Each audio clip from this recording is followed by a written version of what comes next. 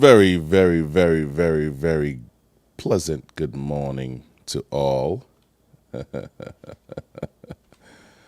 Oh boy, straight out the gate. Good morning, people. Welcome to another edition of Let's Get Real.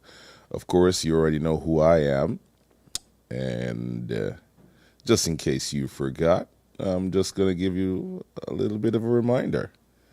So, there you go. You've got my full lawyer name. And yeah, so it's another edition, and straight off the bat, I just want to let you know that our special guest this morning would be Dr. Jeffrey Hanley for the St. Kitts Nevis Labour Party, and he'll be running in constituency number 1, East Bastyr, and I'm hoping that I can get more of the representatives who will be taking part in the upcoming general election so that you, the people out there, could make an assessment for yourself as to who you would want to see in the halls of government after the next general election. You've had an example for 7 years of a coalition government, and we're bearing witness now to how that is turning out. And so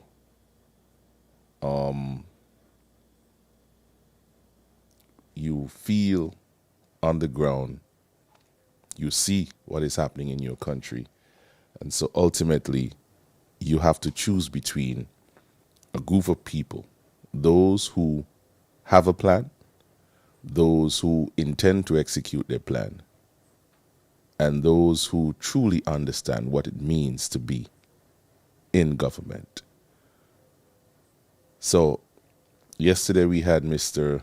Lincoln David Pell of the People's Action Movement. That was my first People's Action Movement candidate, and he'll be running in constituency number 7. You heard him for yourself, and you ultimately have to make a choice as to whether or not in constituency number 8 you will go with him or who you heard from the St. Kitts Nevis Labour Party, that person being Mr. Leon Natta Nelson. You heard him here already, so you can make a determination as to who has the better plan, the better vision, the better foresight, who is more in touch with the people of the constituency, who understands what is happening in our federation, and who intends to leave it better than they would have met it.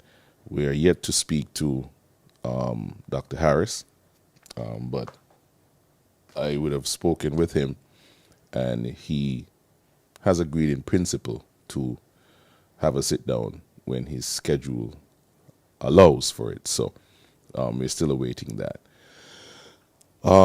We would have spoken to the candidate for the St. Kitts Nevis Labour Party for constituency number 4, Samuel Duggins. You heard him. You heard what his plans are. You heard what his vision is. And so ultimately you have a choice between him and Mr. Kendall Liebert, I think it is, if my memory serves me correctly, or Kendall Williams. I'm not too sure. I'm still trying to get my bearings on the candidates in the different constituencies, especially for the new ones. So if I misrepresent him, I do apologize. I mean no offense. But Kendall, he's in number 4 as well. He'll be running for the People's Labour Party. You also have Lindsey Grant coming back, who is the candidate for the People's Action Movement. I think I'm just going to go on a limb here and say I'll never get Mr. Grant on here. Kendall, yes, somebody from his team reached out to me and expressed an interest, and so we're hoping that we could get him on. I reached out to Stachio Williams' team in number 5, and they said that they would get back to me, and they have not. But since then, I have learned that there is a fear, a concerted fear amongst the political parties that somehow, if candidates have conversations with me, that it would be to their detriment. I don't know where people get that thing from, I really don't know. But anyhow, I understand though. So I'm yet to speak with him.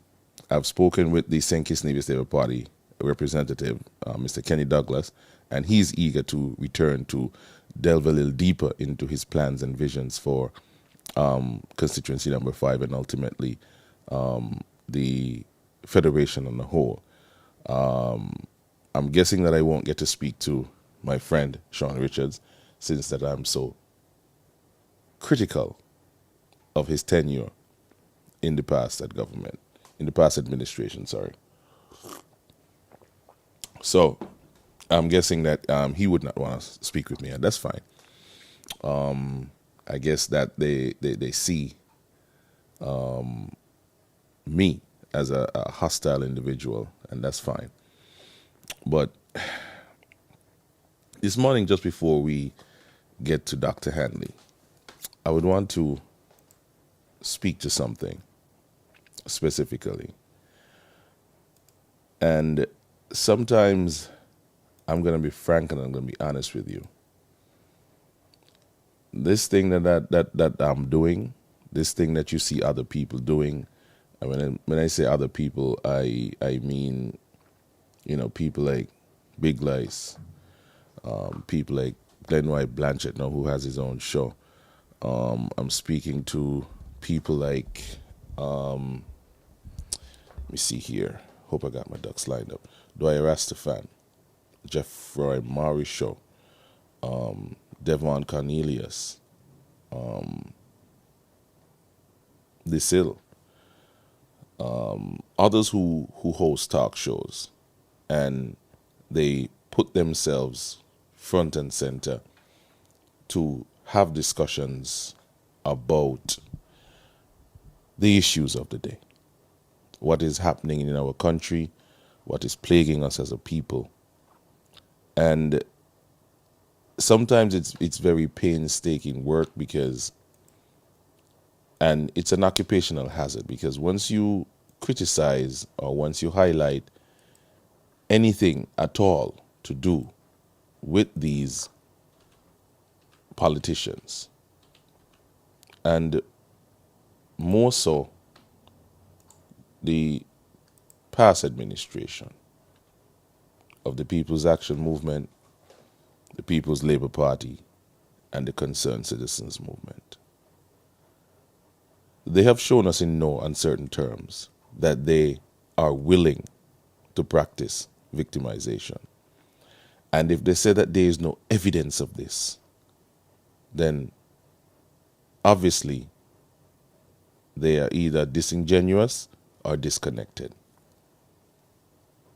Once you speak out in this country, you must come to the realization that you will get pushback, and pushback in a big way, because there are the overzealous supporters who are of the opinion that nothing at all is wrong with their party, that their party can do no wrong. And so once you criticize, you will get some pushback. You will get the dragging from the fake profiles that people still allow on their page. I don't block them.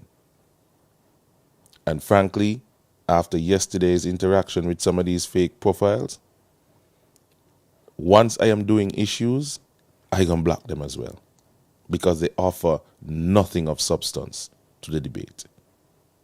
And I will not be sitting doing this painstaking work and have to glance at a comment that has nothing at all to do with the issue. It offers nothing at all to do with the issue. And I will not subject myself to that. Right? So, you have to understand it's an occupational hazard. And I've received death threats. I have received pushback in terms of, not being able to access certain things from government. Some of the jobs are coming, but they're coming with a little bit of fight. And that is expected, and that is understandable, because nobody wants to see anybody out here criticizing their government, their party, and then still having to benefit from anything to do with them financially. I don't understand the mentality, but it is what it is, you know. And it may not be fear, but it's human beings you're dealing with. And I've often said if they could do it to Christ, who is anybody to do it to? Right? So you have that situation. And as soon as I popped up this morning, got a comment from Miss Desiree Wilson. And I'm sure most of you would have seen the clip of her endorsing Stashia Williams down in Sandy Point. And I'm sure that she, after doing that, and she after being so vocal and showing her support for PLP, have received some pushback. And I'm sure that she doesn't like it, because the Constitution affords you that right to associate with whomever you want to, support whomever you want to, for whatever reason. And I saw some of the comments, and some of the comments hurt me personally. And yesterday, after the press conference, what I heard coming from the doctors, the CMO, and the medical chief of staff, what I heard yesterday gave me deja vu, so to speak, and flashbacks. And we all went through that period. We all heard how they spoke to us. We all experienced what they did. They were convinced in what they were doing. But those of us on the ground who didn't get salaries and honorariums know what it felt like to go through a period like that. And when I heard them talking, and especially at this time coming close to an election,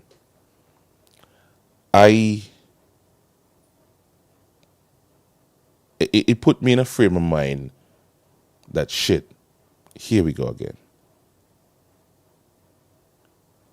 And after the press conference was over, I went on the radio and I said, you know what? I think that after today, I am going to pull back on some of the commentary that I make in the afternoons. I'm going to change up my show in the afternoon and just go back into music like a regular DJ. And my reasoning for doing that is because I would want to see for myself, prove to myself yet again, that the people of St. Kitts and Nevis either don't share the passion that I have, or they just like knockabout. Because if the majority of people in St. Kitts and Nevis are going to stand by and allow these people to do to us what they did to us in 2020, then personally I have nothing to say. I just want to sit back and watch the play. Because just like how you bore witness to what they did to us in 2020, and some people did not push back, some people rolled over and accepted, and myself and a few others was out here batting hard and standing up for people. I want to see if the people ain't going to stand up for themselves. The St. Kitts Nevis Labour Party is having a freedom march tomorrow. It starts at 3 o'clock. I am going to watch and observe who takes to the streets and demand that our democracy remain intact. Some of you may not see it so because of your, political preference, and that is fine.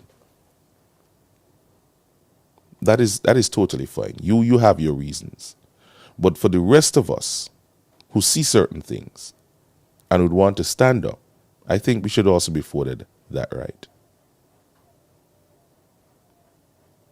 Now, the comment that I got from Desiree this morning was, I thought you say you're going cool. And I know beyond a shadow of a doubt that some people, based on their politics, would really want to see me shut up and go away. Because contrary to what they say in their little groups about me abusing, I know what I do. You know what I do. You see it. You experience it. And sometimes some people misrepresent you in order to get others to look at you in an unfavorable way. They did it to Douglas. They did it to a lot of people. And you heard Douglas here on this platform confess and say it's the smart people advise him not to defend his name and not to defend his tenure in government. Leave it up to the people. And we saw how that turned out. Well, me personally ain't going to leave it up to nobody to defend my name. I going to defend it. And the difference between me and Douglas is that I have a platform. And I don't at all afraid to use it. Anything that anybody puts out there on your name that you don't agree with, you have a right to defend it. It's not everything that you're going to back at. But if people continue to insinuate things about you, eventually people are going to believe. So, I going to defend my name. But barring defending my name, when I come to these platforms to have discussions about certain things, it is clear, it is concise, and the word that everybody loves to use, informative and educational. Some people learn things that they did not know. I myself learned things along this journey. And so some people would want you to remain in ignorance. Because once you remain in ignorance, they could twist and turn you however they feel like. So the politicians who know that there are some people out here who are unsuspecting and ignorant to a number of things, they would want to keep that way so that they can use it to their advantage. And what I do on a daily basis upsets that. And they don't like it at all. The lawsuit that I got from the chief, if anybody thought to themselves that he did that in and of himself, that there was nothing behind it, nobody was behind it except him, you would be sadly mistaken. You see that now this fallout between these three parties come about? Remember that I keep saying here, famous line, we've always said here, that everything is going to come out. People are going to be spilling their guts like fish. You understand? Everything that you suspected about this government is going to come out. And I have been learning things, keeping my ears to the ground and finding out who was instrumental in pulling certain strings. And everything is going to come out. Some people don't want that because they back a certain party and they would not want their party to be in a negative light. But it's some real garbage happening this past administration. Who want to admit it, admit it. Who don't want to admit it, that is fine. But some real garbage happened.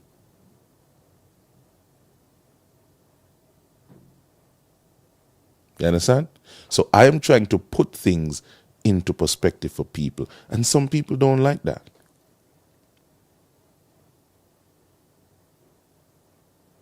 We in St. Kitts, those of us who stand on principle and certain things, would want to see a moving away from the type of politics that we have practiced for so much. The keeping and hiding of information. The twisting and the turning of information. Saying something but not really saying anything. people are fed up of that. You think the Prime Minister should have had to wait until he got to the point to explain how the prison thing is supposed to go down? These are things that are supposed to be constantly communicated to the general public so that we know exactly how these things are happening. They sat in cabinet, discussed these things, and now that they fall out, they're out there busy trying to twist and turn the thing to make one another look bad. I'm sure some of you had no idea of how this CBI thing actually works, and you get bits and pieces here and there. It's up to you to pay attention and put them into perspective.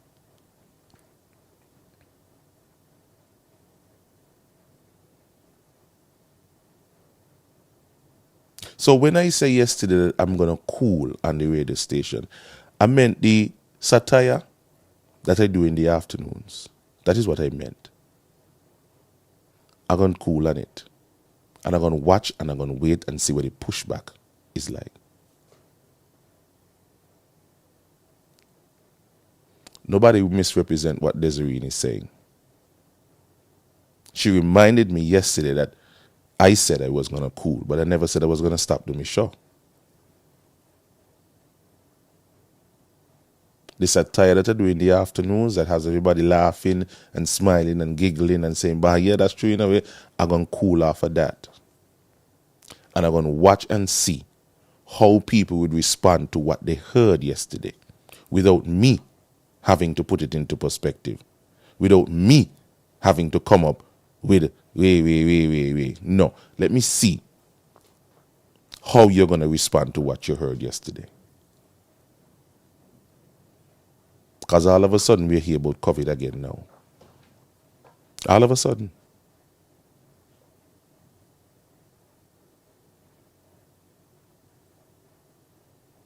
So that is what I meant yesterday. And again, I know for a fact that there are some people out there who really want to see me just go away. But like I tell them already, me and guy just saw, pay me to hush. If you want me to go away, pay me to hush. You understand? So when I realize that EK hush altogether and he gone on a vacation, somebody pay for that. And me ain't got no shame in my game. Because at some point in time, people have got to learn to stand up for themselves. Me one can't be out here take all them licks, yeah. And I don't want to seem ungrateful, because I'm truly not. I don't even know how to be ungrateful. But there have been some people who have been my backbone. They're the ones who call me up every day and said, don't stop what you're doing. Encouraging you. Here's a little something to keep you going just in case. And I see you guy walk the other day, boom, boom, boom, big ups to you. Check on me in the middle of the night. You're good, you need security, you're all right, boom, boom, boom. I appreciate those people. But I have developed a regimen as to how I move around this town. But thanks to the people who they check and look out for me. Some people take with their mouth speech from because their politics shift, and when I talk, I hit their party. But me don't hit nobody personally. I stick to the facts and stats. But some people would not want you to have that conversation. Like yesterday, we were talking about the Nevis situation with the fair share and the revenue sharing and all that good stuff. And some people don't like it. When I tell you they don't like it, they don't like it, you know. Because they want their own narrative to push out there. They don't want anything else at all to upset that. So yesterday, the fake profiles was having a field day. It got to be a grudge Mark Brantley. Because Mark Brantley is just nice and he build good and you build bad. You hear me got a big belly? Okay. Me could fix that, you know. But if Mark Brantley would fix his message and fix his approach to politics and fix his approach to government, it would do him better. I mean, I believe he could fix that there. Me could go gym today or tomorrow and get sexy. But it's if he could fix his style of governance. Me walking up and down with a big belly ain't doing a thing to nobody. He not make nobody lose no money. He not make nobody lose no scholarship. He not make nobody lose no water. He not make nobody lose no health care. But his style of governance causing the people of Nevis to lose out on a lot of things. I wonder if he could fix that. You see, this is going to always be the approach. Oh, you got to be a grudge mark. Everything a mark. Well, who do you ask in charge of Nevis? Not he?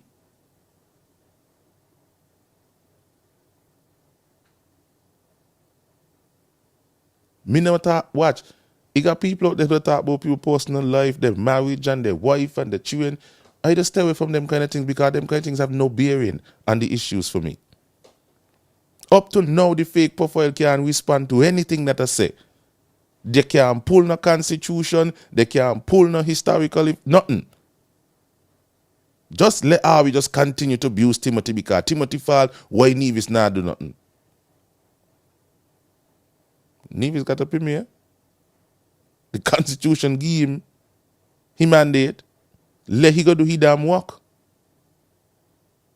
Instead of out here post on social media about Timothy number change, XPM.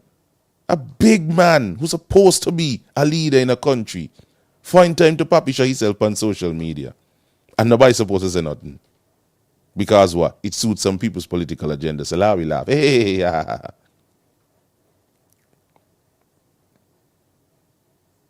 Me grudge. Where Mark get me grudge?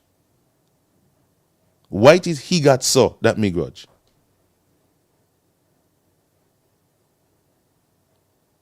He married to a butter skin. I used to be married to a butter skin. He got 2 children, me got 2 children. He got 2 girls, me got 2 boys. And my girl child gonna come just now. Because Jah gonna bless me with a girl child. I want a girl child bad.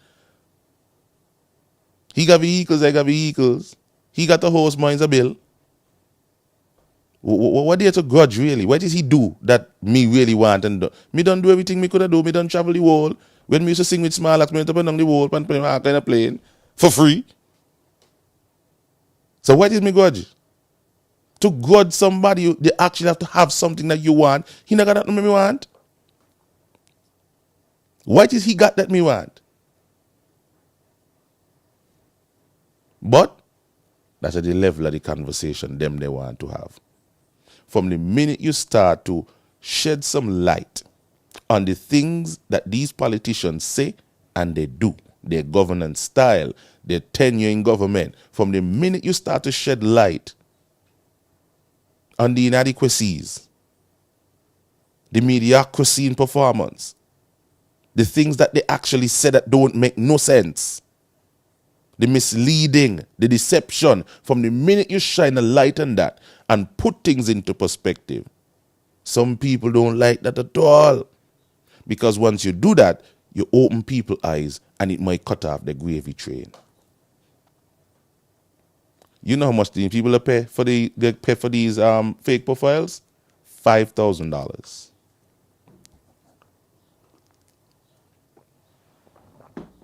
$5,000. I'm not asking you, I'm telling you.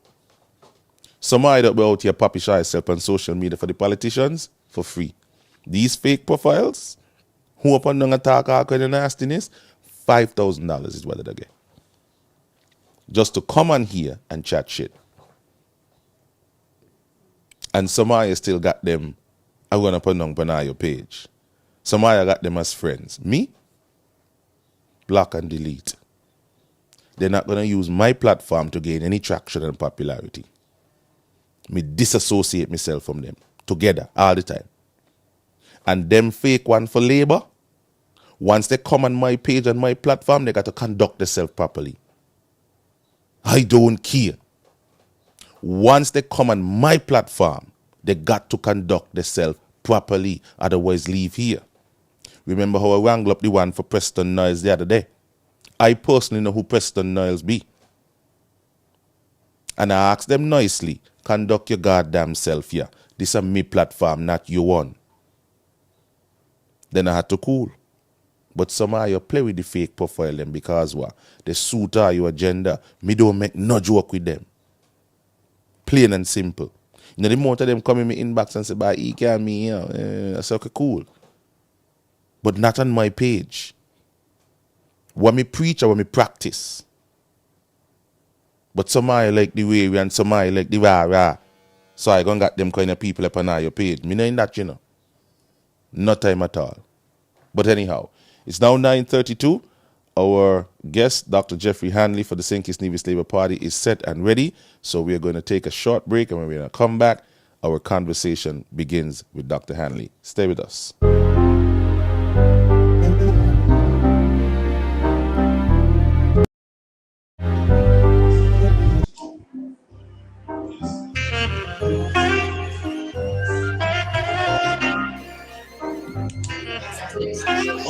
I just hear him. So then,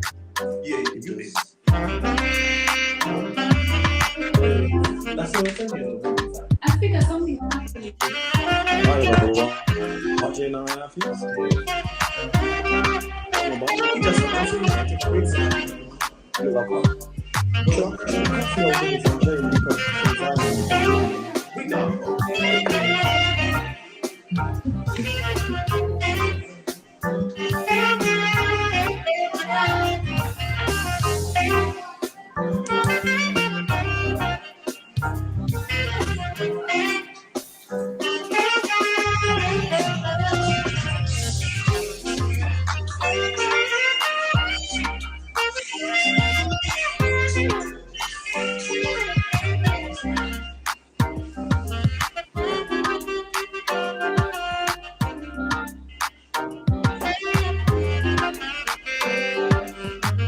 Good morning. Okay, cool. All right, so somebody we coming are from the back States, here. Coming to the back. Dr. Hanley, good morning. Can you hear me?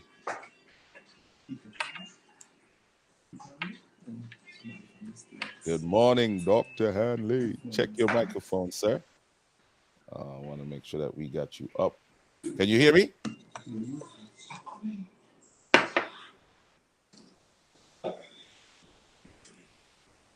A very pleasant good morning to you, EK. Good morning, Dr. Hanley. We're good to go now. Can hear you loud and clear once you can hear me.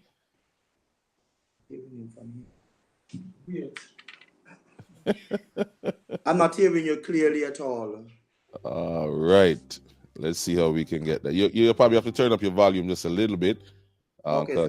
Yeah, I am up and about. All right. So, yeah. So welcome to the show, Dr. Hanley. I think this is your first time on Let's Get Real.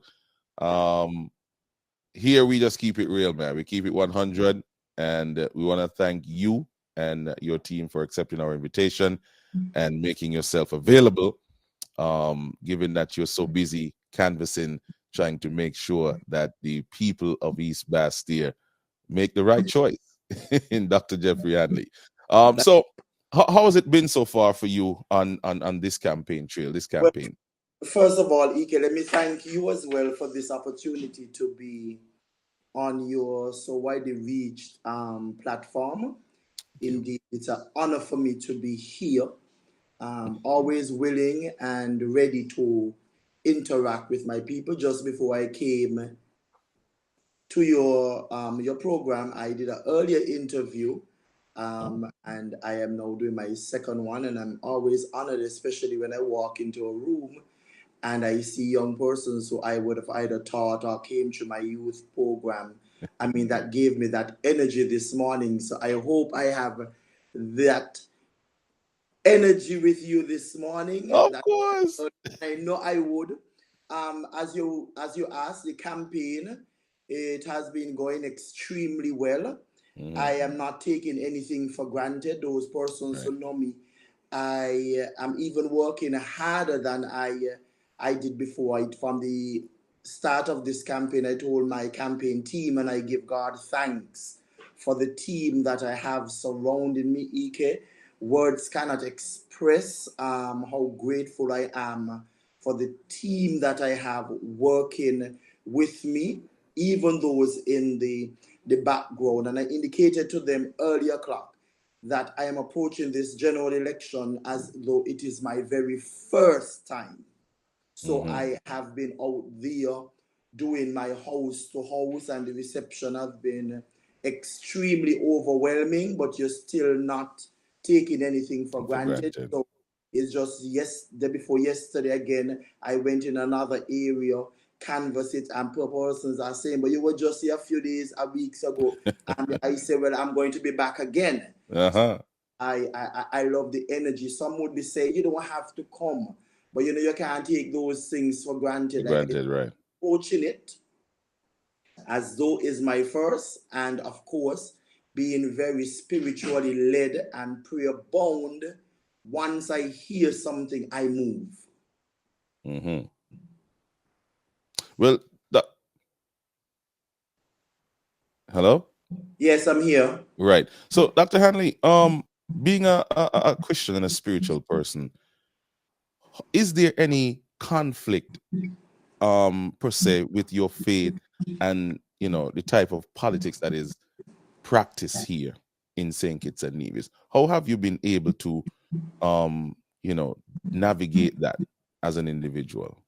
Thank you very much, EK.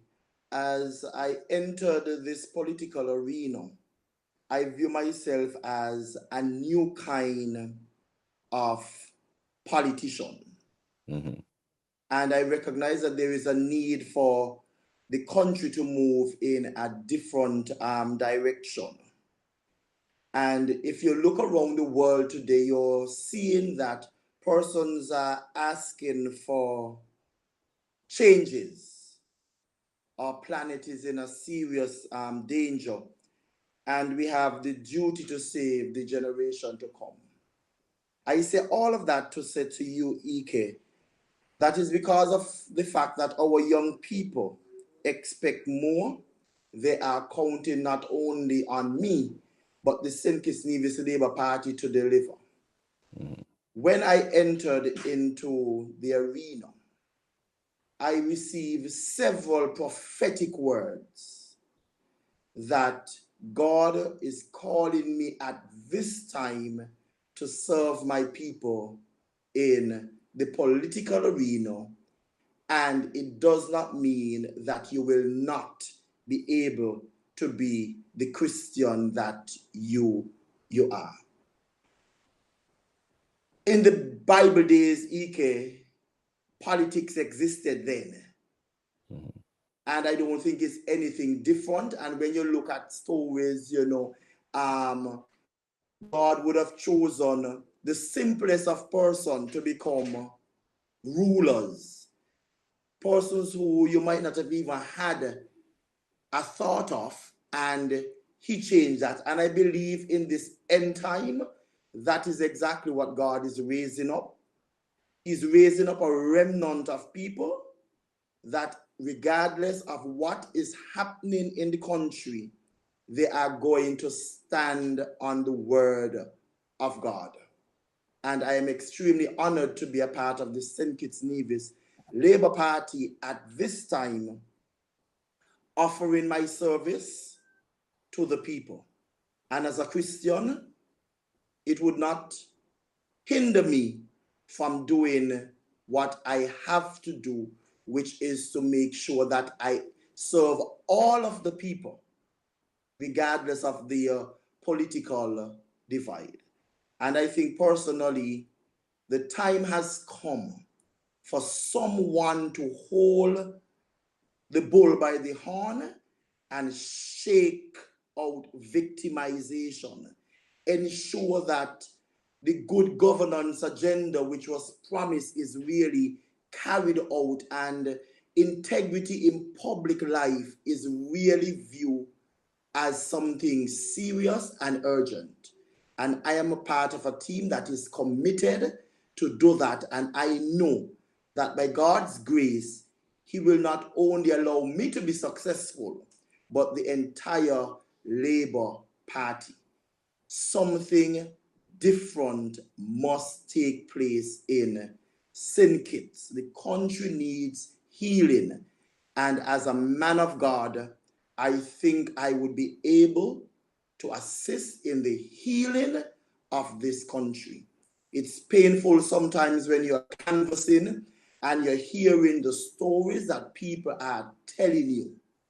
Some, of course, I can share on the platform, but I believe that God is calling a remnant of a people at this time to serve. Sometimes He facilitates things. You call for a king or whatever, although He's saying that is not the king, that is not the one He wants to rule. You call, you make a lot of noise, and you are given.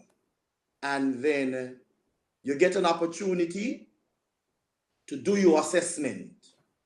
And here is it now, after 7 years, persons are getting another chance to see where what we were promised is nothing close to what was or might have been delivered.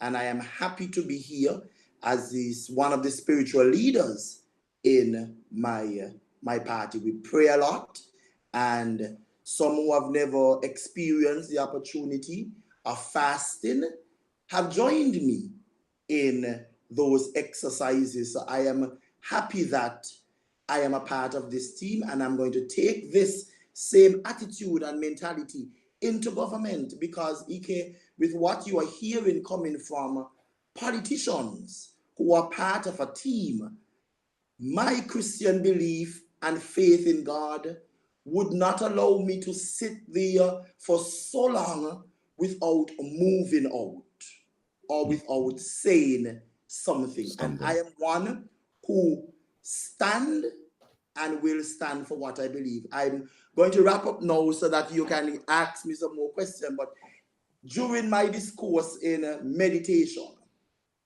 I heard the voice saying to me, call out evil every time you see it, even though it is among your own. And that is what I am going to do, or what I've started. That is why you might have heard me mention what was happening in the electoral office. Someone who is a Christian should not be dealing with those situations. And I called out the individual, because if you're a man of God, you can't be a man of God in church and operating as a demon or a devil for politicians. God don't function in those kind of atmosphere. Right. Well, Dr. Hanley, I think it's definitely important, because for someone like me who sits and observe and watch and listen to the type of things, the corruption, the double dealing, the double dipping, and all these type of things, I personally think that we need some decency. We need some decent men and women at the helm of our country, so that we don't have the kind of garbage that we are seeing now at this point in time. So it was important for me to ask you that question, because people need to understand that there is a better way. Yes. Politicians don't have to be wheelers and dealers and, men of just cloth, but we need men of substance, men and women of substance in politics. So it was important to put that into perspective. But outside of bringing back decency to politics and to governance in our country, during your canvassing, I know that you would have done a lot for your constituents, for your community, for lots of people on a whole. But what are some of the things that you have seen so far on your second time around canvassing, and what you intend to do about those things? Well, Ike, the issues some more or less remain the same, with persons who are in dire need of opportunities, and not opportunities for handout, but opportunities so that they can become great entrepreneurs and contributors in our society. There is the call for more jobs. I know no government will be able to employ everybody, but I think a good thinking government will be able to strategize and plan so that a larger percentage of persons would be employed. And of course, housing in my constituency continues to be a matter of concern. And it is in twofold: wanting our ownership and also some of the conditions that some of our landlords have their properties and they are rented. And this is something that I am excited about, that I believe once given the opportunity, I would be able to bring about some changes in those areas.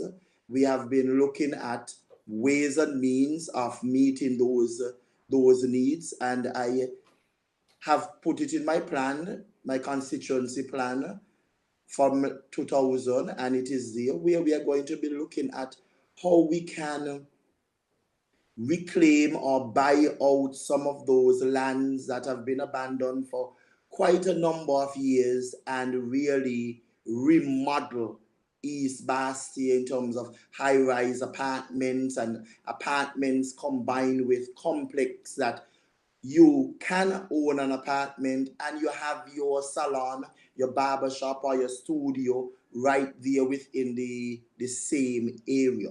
So those are some of the things that based on my going around, I am able to bring some direction to. Of course, Ike, I must say to you that a number of persons are disappointed with what's happening in the country. They are heartbroken, and I mean, I felt badly asking someone for her vote, knowing that I mean, she has been a steadfast Pam supporter for many years, but I do not view that as a deterrent. I go after everybody. And Sir Kennedy Simmons will be able to tell you that when I canvass him, I ask for his vote. I am not missing out any houses at all. And in asking the lady for her vote, because I taught her 3 children and I asked her for a personal vote, she almost broke down in tears, Ike. She has no problem with me. She loves me, but she's so broken to see the state that her party is in right now, to the point where she says she has booked a flight, and whenever the date is announced, she don't want to be here for the general election. That was painful for me because she is a Kittitian. But I say all of that to say that there is this hurt that is going around, not only in the constituency, but the country on a whole. And as I said earlier, I believe that I can be part of that healing process of healing the nation. The reception has been overwhelming, but like I said to you, Ike, I am not taking anything for granted. Many have reached out to me and have indicated that they are giving me a personal vote. It has nothing to do with them being a Labour supporter. They are giving me a personal vote, and that is exactly what I have been asking for, indicating to people that you don't have to be a Labour supporter to vote Labour. This election is about the best representation or the best representative. And I've been appealing to East Bastia that based on my track records, even before entering politics, they know that they have a good man. And it doesn't matter if your background is from PAM. I am someone who will take care of all of the people. St. Kitts is too small for us to be divided for so long. So if someone I approach is a PAM, I give them the assurance that you voting for me is something that I welcome, and you don't have to fear that if you vote, because one said, when I vote for you as a PAM, what happens to me after? I said, well, the country belongs to PAM, and the country belongs to Labour, and the country belongs to every one of us. And because, back to my spiritual belief, if somebody known to be a PAM supporter, they apply for something, and they're qualified to get it. As a man of God, how can I just deny them because they are PAM? I have never functioned in that. And as an elected representative, I will not do it. When I headed the PEP program, no one can say that they came to the office or came to me looking for an opportunity and I denied them because I know that they were PAM. That was never the case. And that will not be the case as a minister of government. So they can be assured that they have a representative that will be all inclusive, taking care of everybody. And even in my training sessions with my workers, they are of the view as well that we have to look outside of the box. So persons who might not have traditionally want to go by a particular house because, they're afraid of embarrassment and that kind of stuff, I change all of that. And one of the things I must say, I have never had a bad day on the campaign trail. I've never been embarrassed or I've never been spoken down to. So I give God thanks for that opportunity, which is a clear indication that I am a new breed or a new kind of politician. And I think people value that because they see the genuineness in me and they would have seen the work that I would have been doing over these many years. It's just this morning in the earlier interview, today is Parliamentarianism Day. And Oh, really? yes, I had the opportunity of being interviewed with one of our parliamentarians, youth parliamentarians. And I shared the opportunity, use the time there to congratulate the young people in all that they have been doing. Because when I planted that seed some 21 years ago, I never knew that it would have germinated into such a botanical garden. And when you have persons who came through that organization who are now on the political platform, including the PLP candidate for East Bastille, it brings to me a level of satisfaction. And that is exactly what I intend to do to carry into government. All right. Dr. Hanley, you mentioned something about, doing work in the constituency and, trying to reach as many people as you possibly can. And I want to ask you this question, and I would like a commitment from you as a man of God. We have seen over the years that politicians come to us, they ask us for a vote, they get it, and then they go into office and they operate as though they have forgotten their constituency. I understand that when you go into cabinet that you're given a set of ministries that you have to deal with on a daily basis. But the constituency itself on the ground seems to be a neglect for the politicians. So I'm asking you, how do you intend to change that paradigm to keep the constituency offices open, even though it comes at a cost? I am made to understand that every parliamentarian gets constituency allowance for his constituency. So will you seek to keep your constituency office open during your tenure in government so that you can get more people going there to express what they are experiencing, to bring to light the things that they need specific attention to? Like, for instance, the young people in terms of housing, in terms of better jobs, because we have seen over past governments where a lot of old people who don't get in social security, don't get in pension, and get big contracts from the government. Yes, I understand that you have to lean on experience from some of the elder folks out there. And don't get me wrong, I respect elderly people because that an elderly person was my best friend, my grandmother. So it's not coming from a place of disrespect. But the young people in the various constituencies feel as though they are not a part of government. They don't have a direct touch or direct link to government. So how do you intend to address something like that? Thank you very much, Ike. And I have heard those same sentiments for a number of years because, prior to me being the elected representative. I served also as campaign manager in previous campaigns. Indeed, the constituency offices, at least my office, would remain open, and it is our intention, my intention, to turn them somewhat into center of excellence as well. We are not only being politically driven, but based on space in terms of offering classes, because these are things that Labour did that I grew up under. I went to classes down at Massey's house. My English teacher was Juni Liebert.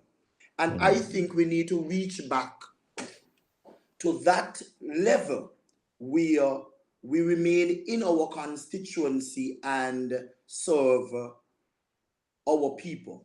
So yes, I can give the assurance that my constituency office will be open, remain open, and of course, being able to offer free classes and different training alongside with your community centers and that kind of stuff.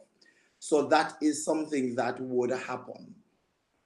In terms of easing the fear of neglect, because you have ministries to manage, I am not going to accept that, because the kind of person I am a go-getter and I do it. I would prefer to be a minister if needs be. Of course, it's not going to happen, but I'm just showing you because of the passion. If I have to be without a portfolio just to stay with my people in the constituency, I will do that. But because of how the dynamics of things are, you would be given various ministries. I believe once you manage your ministries and you have someone who can also manage you as the minister, you should not have a problem, EK. I am not saying that you have to be doing house to house every week or every month or whatever, but we need to find the time to stay connected with the constituents. And before this general election was, well, it have not been announced, but in terms of getting back into a campaign mode, persons in the constituency would be able to say that I have already reached out to them in engaging them in their service in the constituency. And then again, EK, this was not done on any political bias. I approached persons who I saw or who the Spirit might have led me to. Because what I wanted to do, and I'm going to do it, is that I wanted to set up some community improvement councils in each pocket area of my constituency. And then overall, you would have had your constituency improvement committee.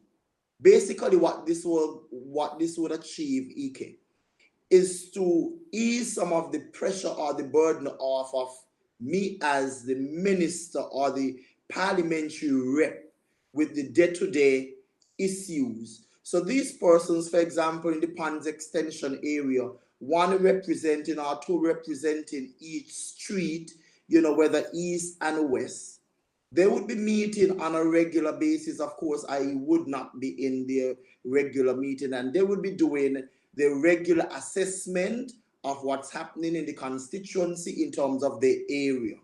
So if they realize that there's a need for speed bumps to be placed in Ponds Extension, and I think it is something that I will endeavor to do because I sit there regularly and I see how the traffic move. They would bring that to my attention, and as a group working alongside with government would be able to achieve, because we also must recognize that government cannot do everything, but once they are good managers, they would be able to be effective. Unfortunately, we don't have a set right now who are good managers.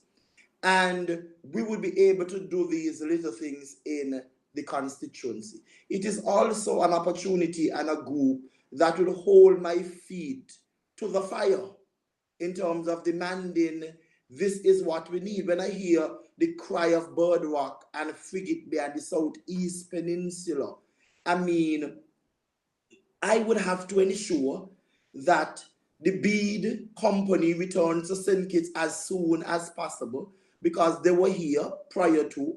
They know exactly where the water is in St. Kitts, so that we can get the wells drilled, so that persons in the Frigate Bay, the entire country as a whole, won't have to be suffering what they are doing right now with water going. Apart from the drought, we're not going to accept that as the excuse. It is the incompetence of the government to deliver.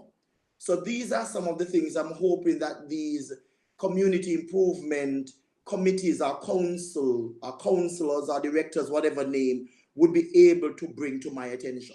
They should be able to say to me, okay, we did the assessment, this road in Newtown, X amount of vehicle using on this road, it is time for us now to fix this. Or because of the drainage, I mean, when I walk around the constituency, even in Birdrock, it's painful when you see the condition of the drains. And I remember under the PEP program, we outfitted all of these areas with people because we saw it as a need.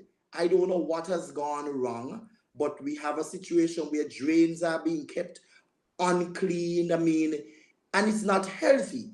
And I am going to bring about a change in my constituency when the time comes, Ike. All right. Now, Dr. Han, let's go to your role in government, because I'm sure that you have already assessed the situation of what needs to be fixed from a national standpoint. So from your own aspirations, what are some of the ministries that you would want to get into, take control over, and begin to manage? And when you do so, what are some of the things that you intend to change, and some of the things you intend to bring to the fore to change the paradigm and change the development of our country?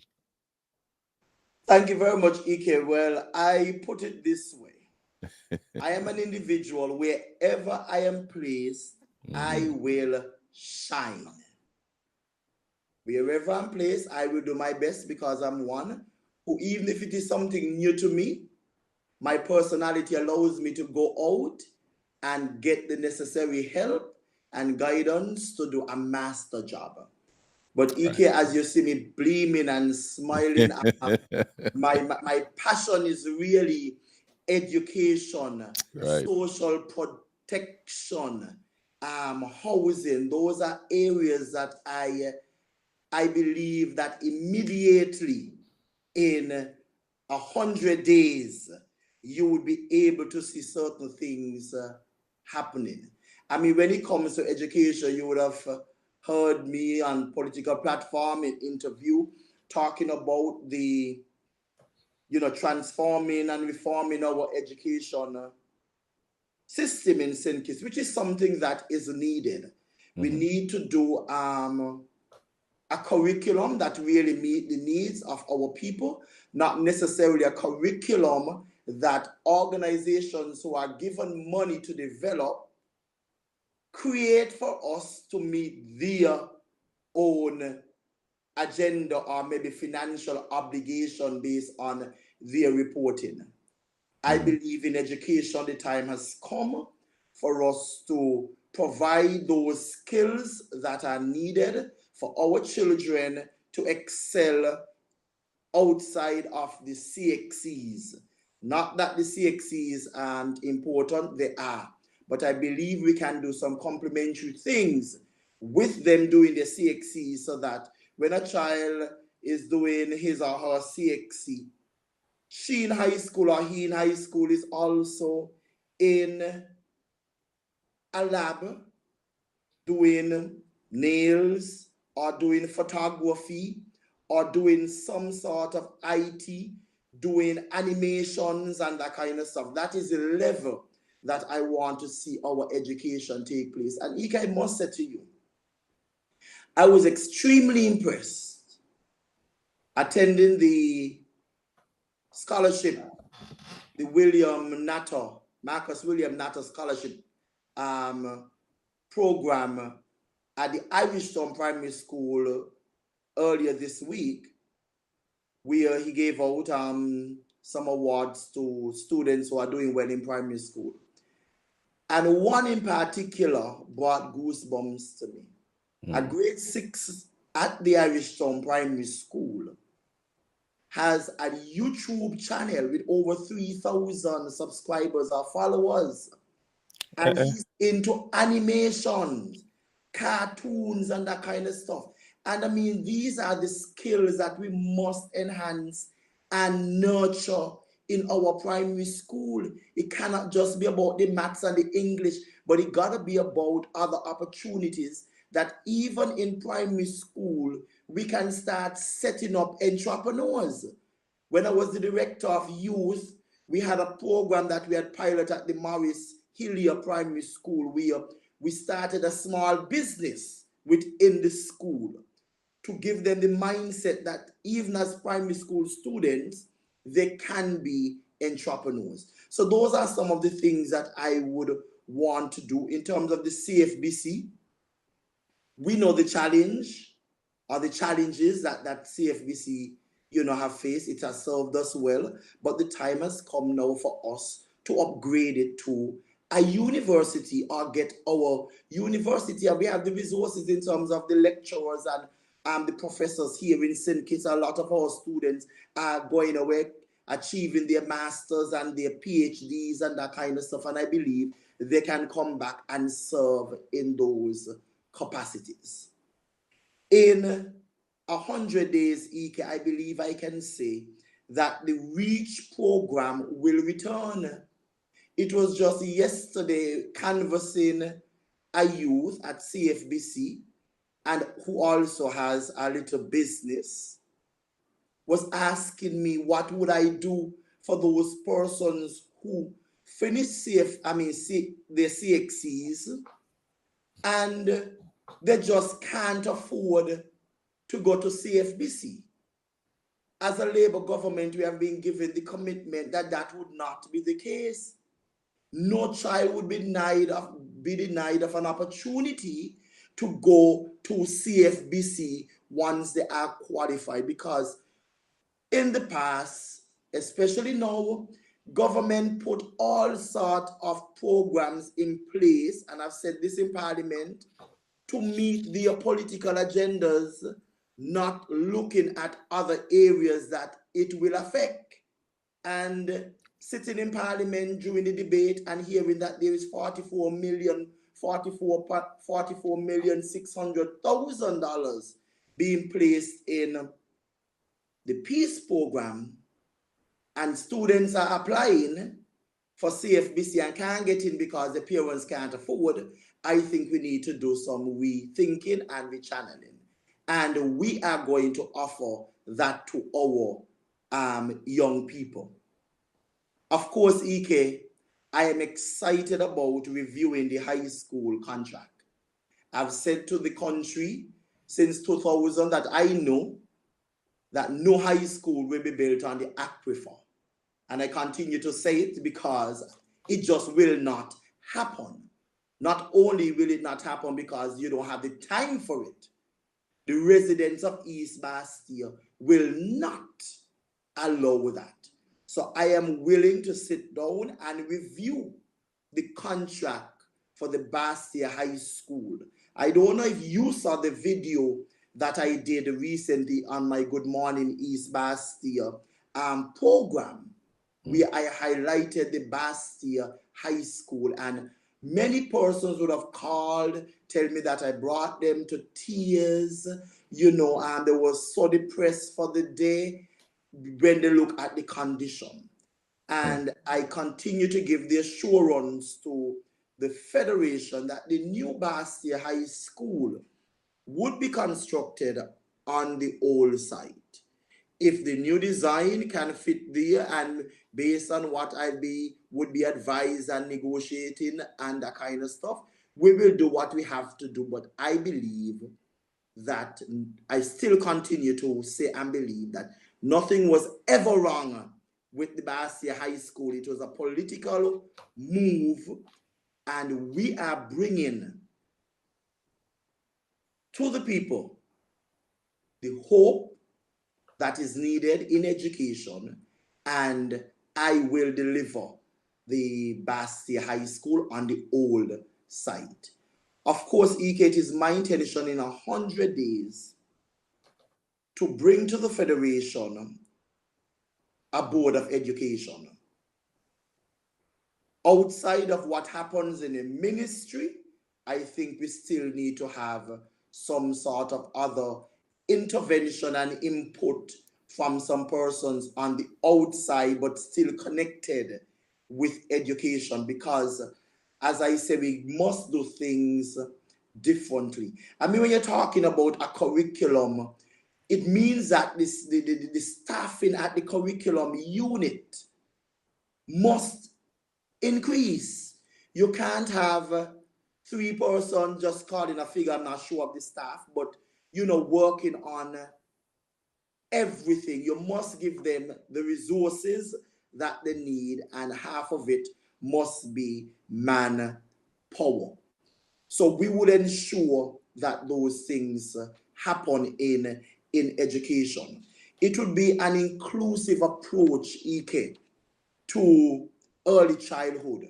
We boast of having the best early childhood program in St. Kitts.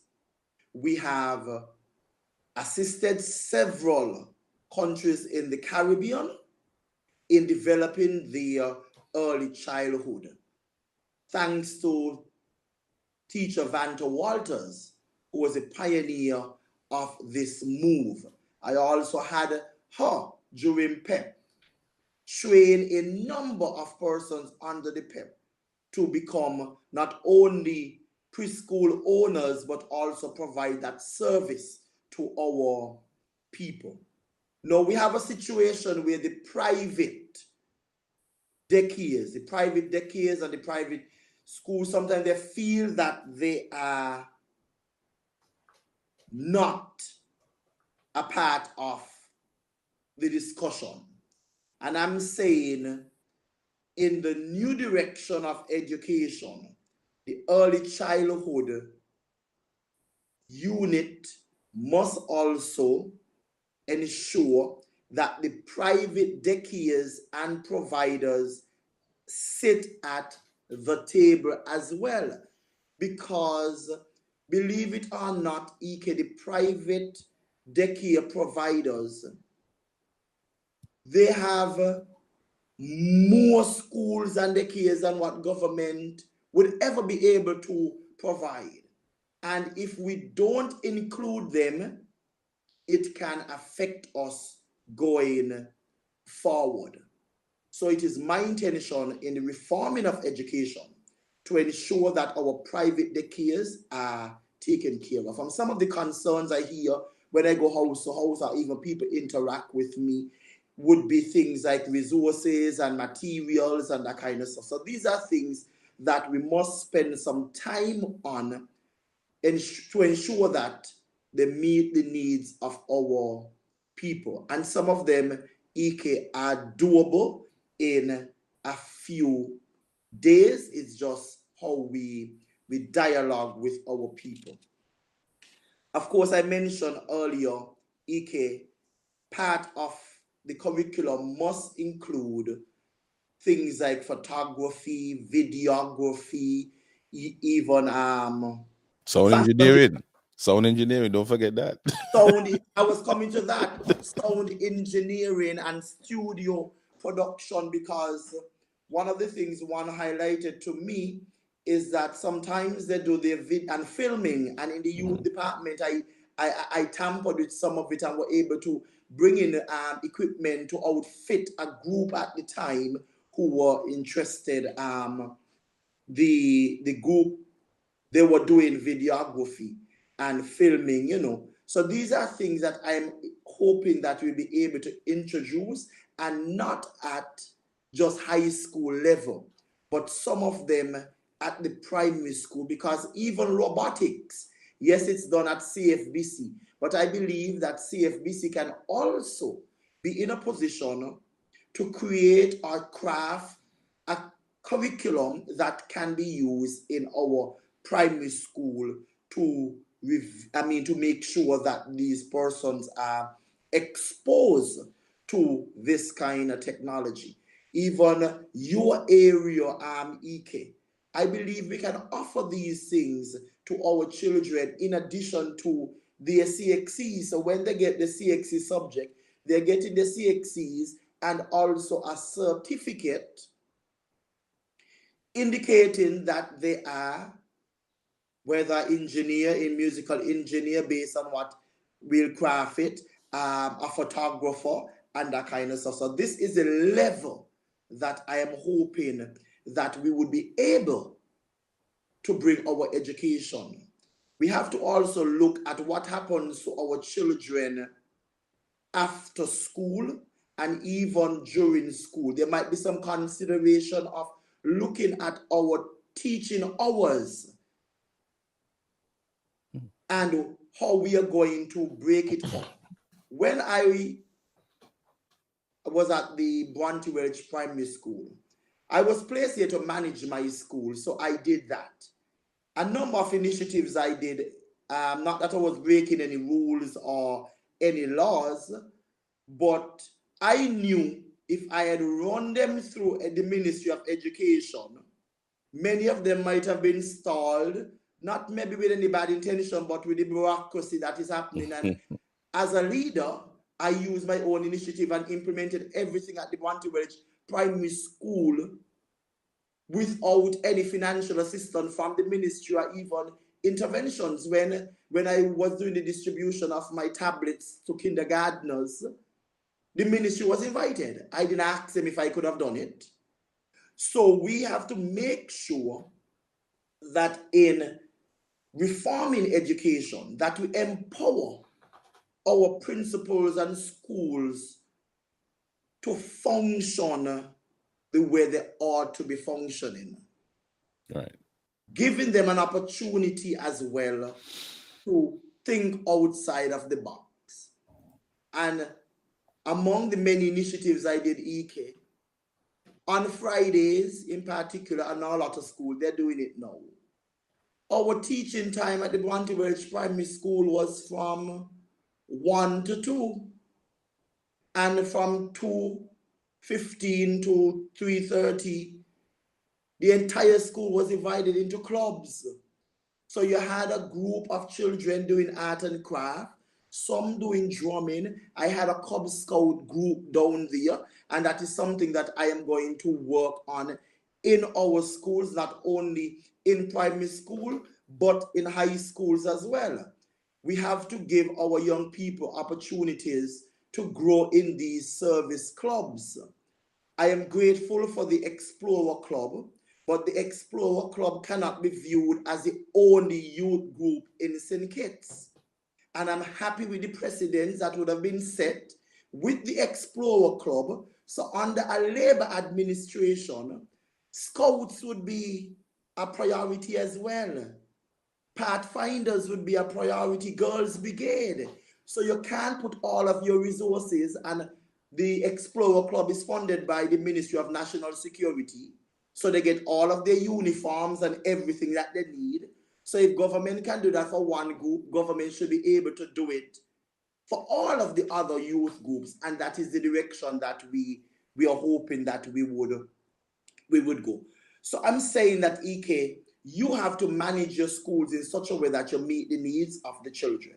And clubs in schools would be something that I would continue to endorse. Those who are not yet doing it would get the opportunity to do it. And of course, it would lead itself into a national after-school program. A national after-school program would bridge the gap in our system as well, because it would be an opportunity for children to be in areas of their interest. Apart from the traditional dance and drumming and that kind of stuff, you are going to get from the young people what is it they want to do and put them in that area. My last daughter who graduated, she finished school last night, was her Thanksgiving service. She might not be happy if I mention this, but She always wanted to sew, EK. Mm-hmm. And on no opportunity she was able to be a part of the clothing and textile class in her school because one year only 3 students wanted to do it and they did not provide the class to the children. Mm. I went up to the school and I said to them, okay, next year my daughter wants to sew. So even if it is she alone, you have a sewing teacher anyhow, she would sew. Mm-hmm. So it happened that was the year when CDB provided some monies to upgrade our centers, which I will come to shortly as a part of the education. And she was also not, she was yet denied of that opportunity to learn sewing. So I had to get her a sewing machine for her birthday.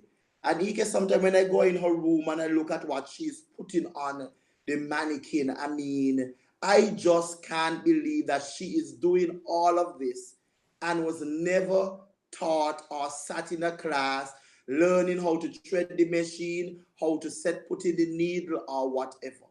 These are things we must do in our schools, even at the primary school. And Ike, of course, the maintenance of our schools continue to be a major issue. In the 2000 campaign, I was lobbying for the setup of a school maintenance department, the SMD. Not taking away from public works, but assisting public works to be able to deliver efficiently.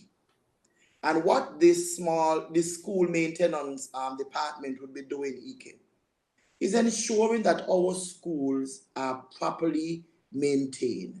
You don't call in a plumber just because a pipe bursts, but you must be able to maintain your school. The bathrooms in almost all of the schools, EK, they are not healthy bathrooms. Mm. I have visited them, so I am not chatting or calling down. And this is an area that we must look at. And again, it boils back to how you manage, because all you have to do is put certain plans in place that this term we are focusing on school bathrooms.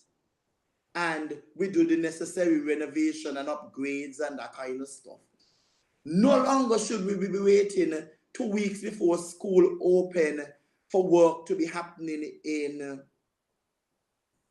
schools, disrupting learning and that kind of stuff. So the school maintenance department can do that. And I was able at the Bounty Village Primary School with my staff, because I don't take the credit for myself. We renovated our bathroom. Even before hand sanitizer became the norm, at the Bounty Village Primary School, the students went in and they had the soaps, press button, and all of those things were already in place. And I'm saying this is what we would be doing. I'm excited, Ike, about our school meals program and how we will be able to improve our school meals program. It needs much attention, and I am willing and able to ensure that this happens. So they can count on me for not only upgrade, the building was upgraded recently, but they must have the necessary equipment in there. Gone are the days your workers have to be peeling 10 bags of potatoes when you can invest in a peeler, vegetable peeler, that they can make their work more efficient. Of course, we have to look at wastage, because being in the school, a lot of time, Ike, food are wasted because one, sometimes children don't eat certain things, and another time, how it's prepared, it is not really attractive. So these are some of the things that we would look. Maybe there's a need now for us to look at getting in a special plant in terms of sealing our meals and sending them to the schools to be distributed. Similar to what happens on a plane when you're traveling, EK, Right. so that you know that the children are eating in the right proportions and that kind of stuff. But like I say, all of this will come when we sit as a ministry with all of the stakeholders and getting the ideas as well.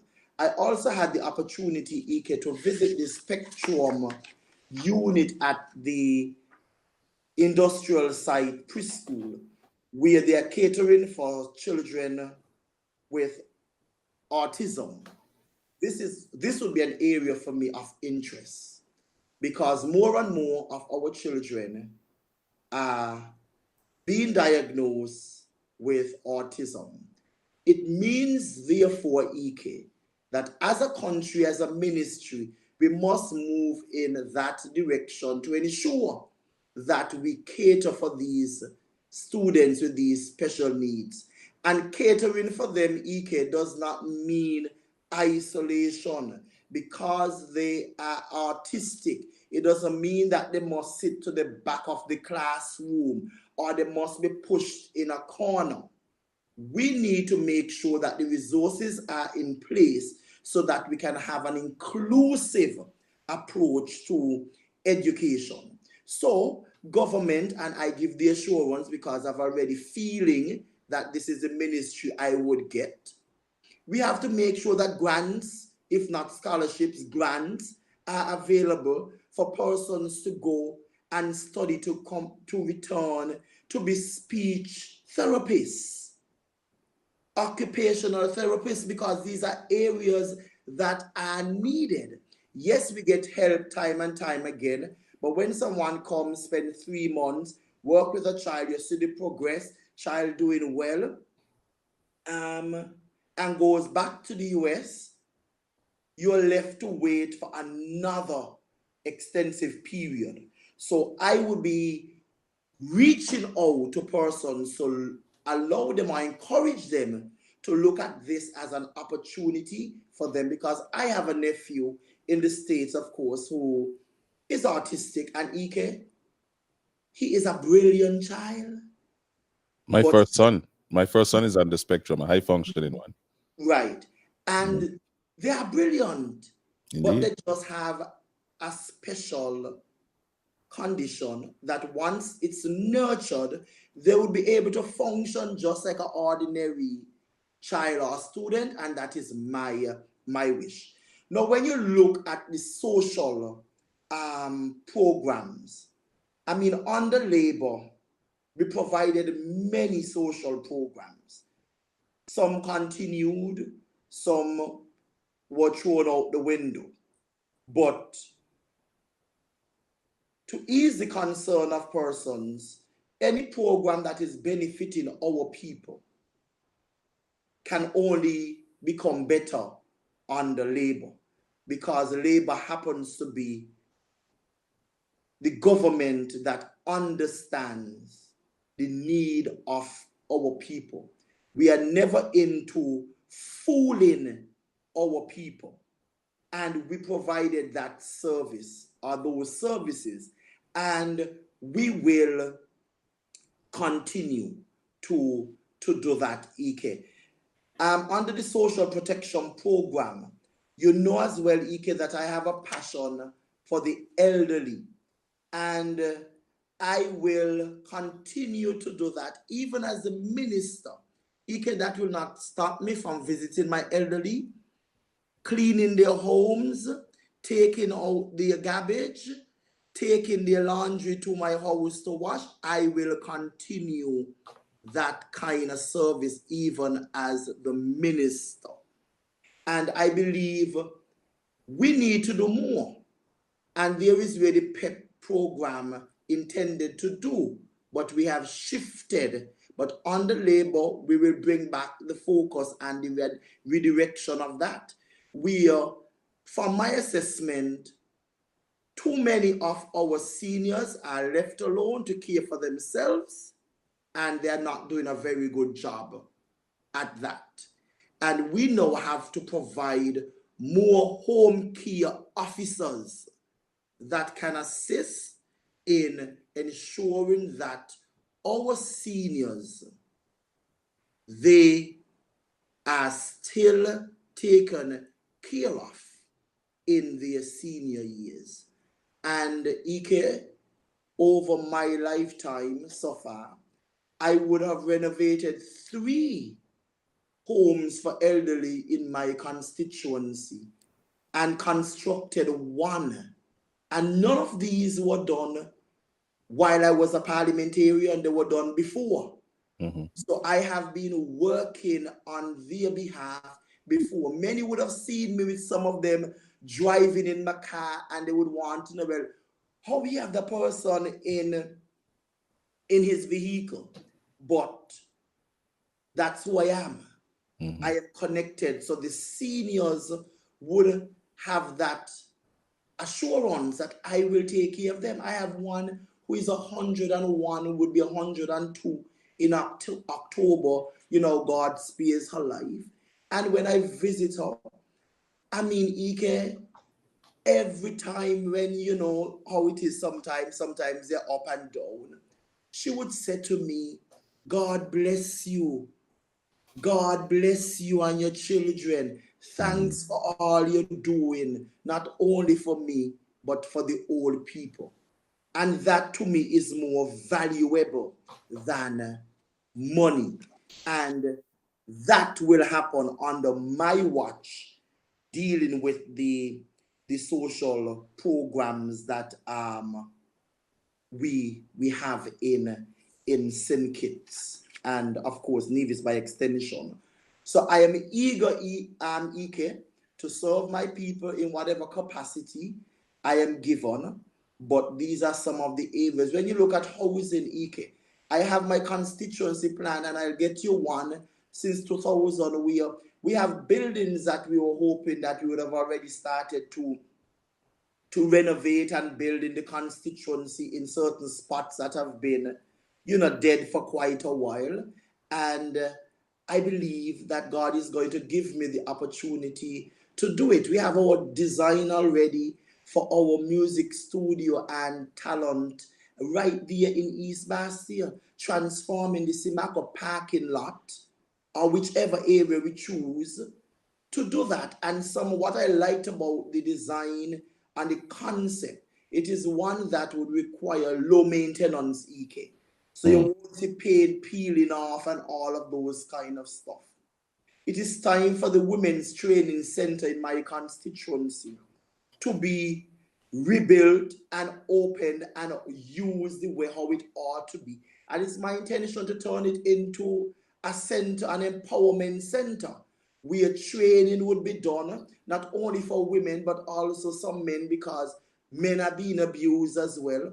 And even a part of it, because you have to think about upstairs and downstairs, or even tree storage or whatever, based on what you're doing. We have to now have a halfway home or some things that we can lead people to in those directions, because some of them are coming out of abusive situations, nowhere to go. Some of them are coming out of the horizon, and sadly, some families still don't want them, so where they are going. Some are coming out of the prison and don't have anywhere really. So I think we need to do these things. I visited a hostel in France sometime I traveled, and I was very impressed. I mean, it wasn't any lavishing building, but I mean, when you saw the people coming in and they're in the room and they have their bunk beds and their own private cupboards and that kind of stuff, they felt as though they are a part of society and they can live again.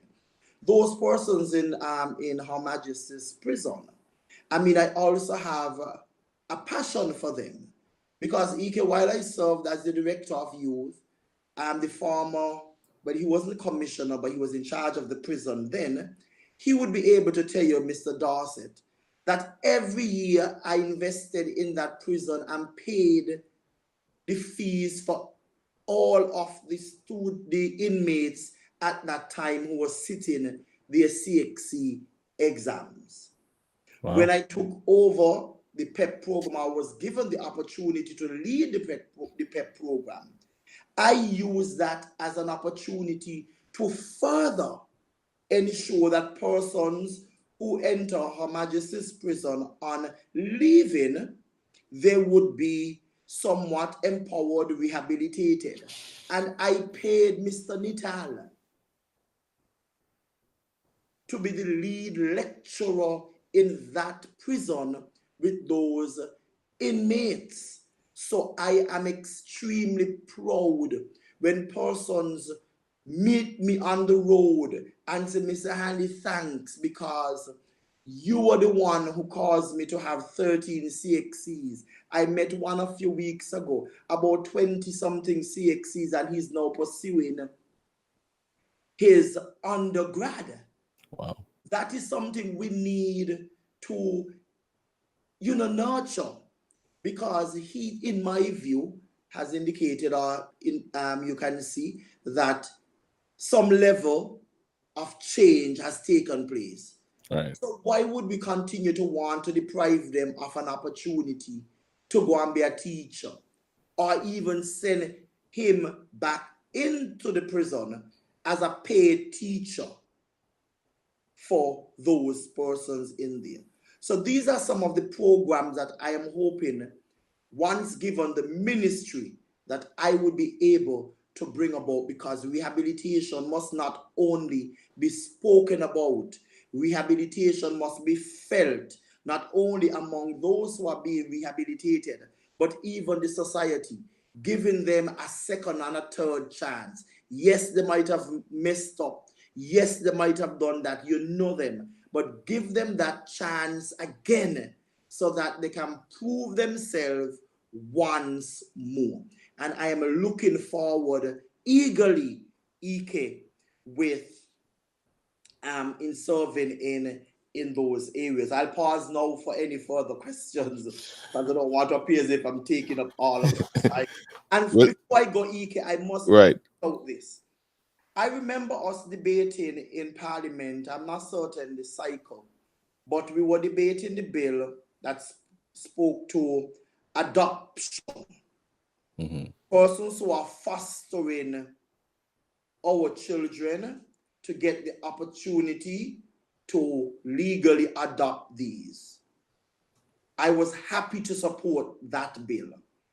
But it is painful at this time that nothing at all have happened since that, in terms of, that I am aware of,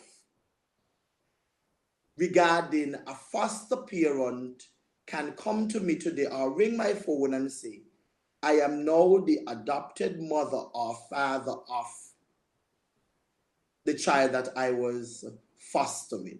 Mm-hmm. I give the assurance to those fostering parents that this will become a priority, because I know the genuine love that you have for these children, the commitments that you have been making.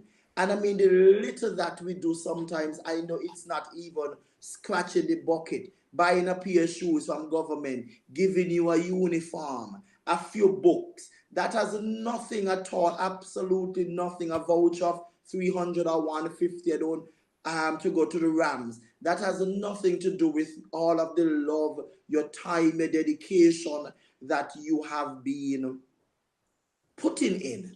And I would want to make sure that we move to giving you that opportunity in quick time of having those children that you care for become legally your own.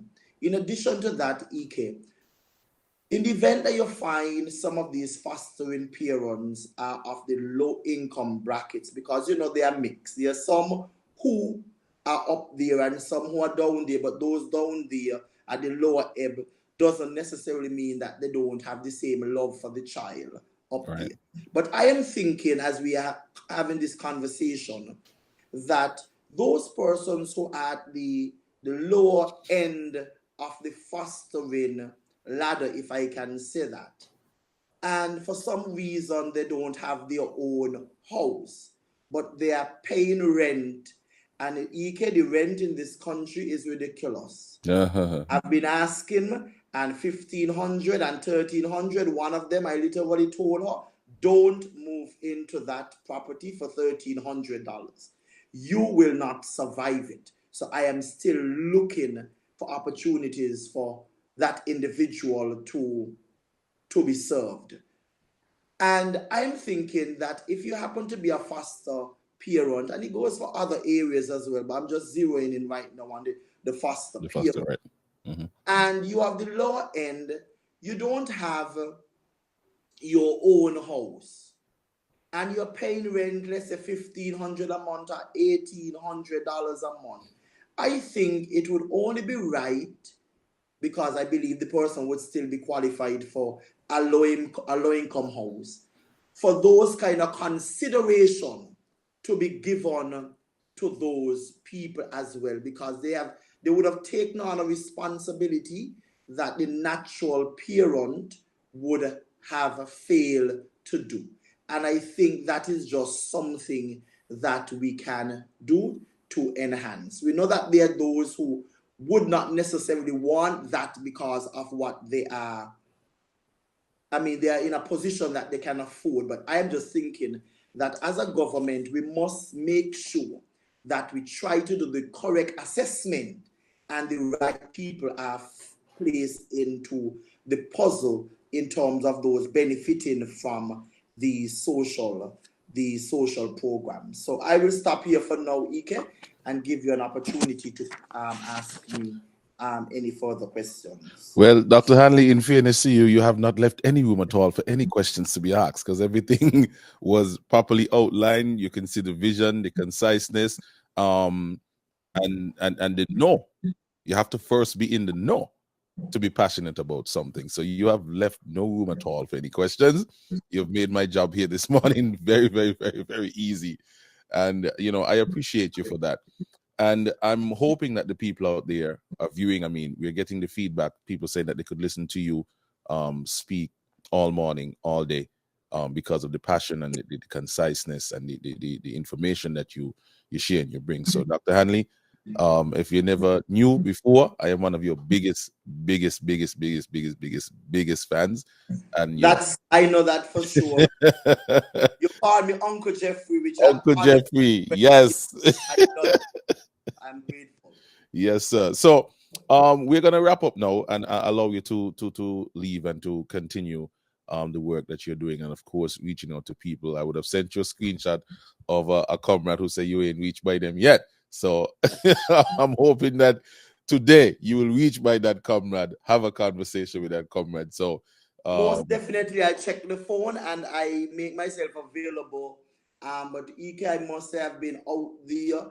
There are times when your go persons are not there, but I can say with a level of confidence that I have taught just about all of the houses in my constituency. And when I go and persons are not there, I leave my card indicating that sorry I missed you, and many have called and we have had that sort of engagement. So I will definitely reach out to that individual.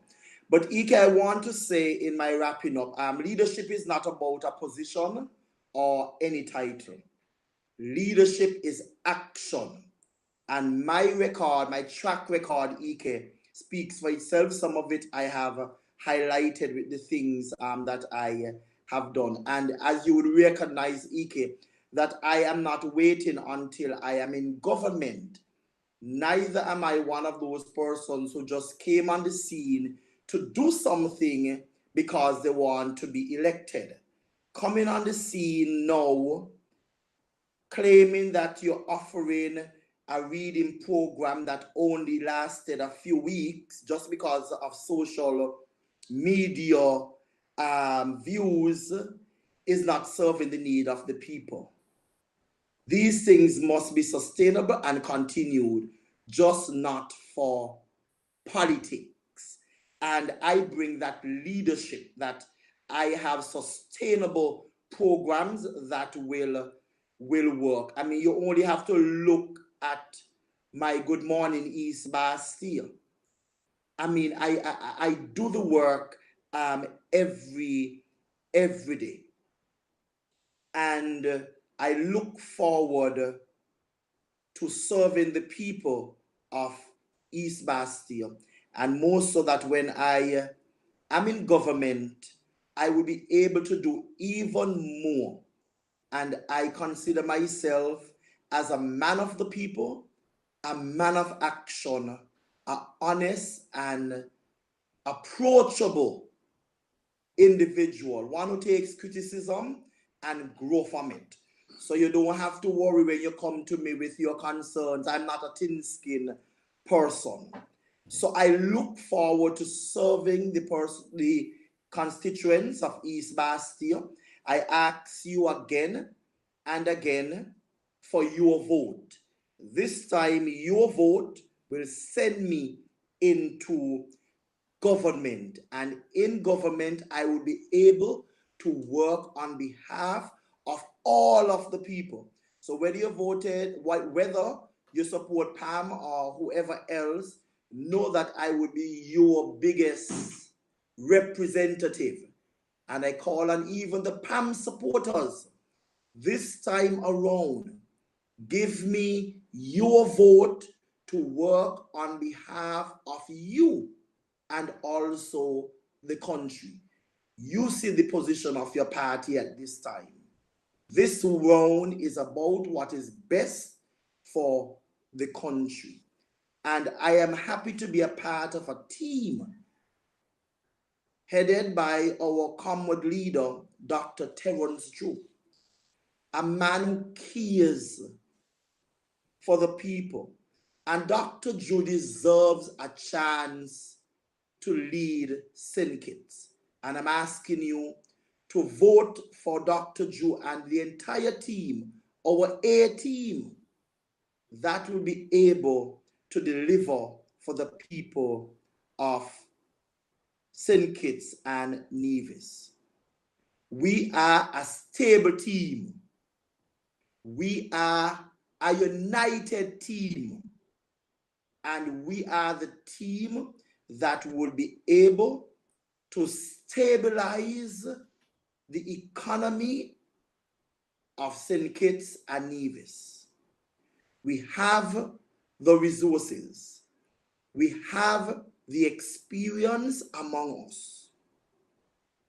We are the team that will bring about economic revival. We will resuscitate this economy. What a great opportunity it is as young people to have the experienced Dr. Denzel Douglas among us.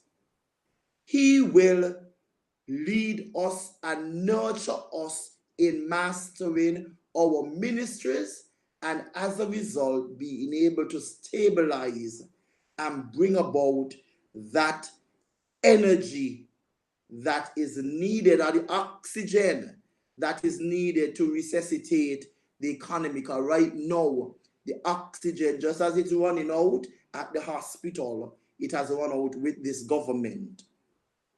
And of course, EK, we have a love for Nevis. And as a young team, we welcome all of the support from Nevis. We have worked, the St. Kitts Nevis Labour Party have worked with NRP in the past, although we had a majority. We invited them, and I believe we will get the majority this election.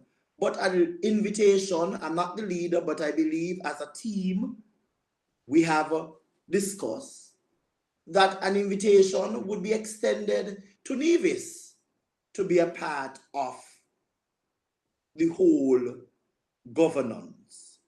So I look forward, EK, to this opportunity that is a few hours away from us.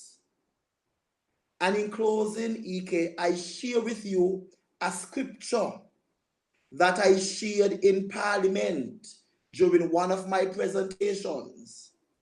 Some of them took it at mockery, but look at what has happened. So I remind the nation and remind them as well, my colleagues in Parliament, of what I said to them from Proverbs 22, 22 to 23. Rob not the poor because he is poor, neither oppress the afflicted in the gate.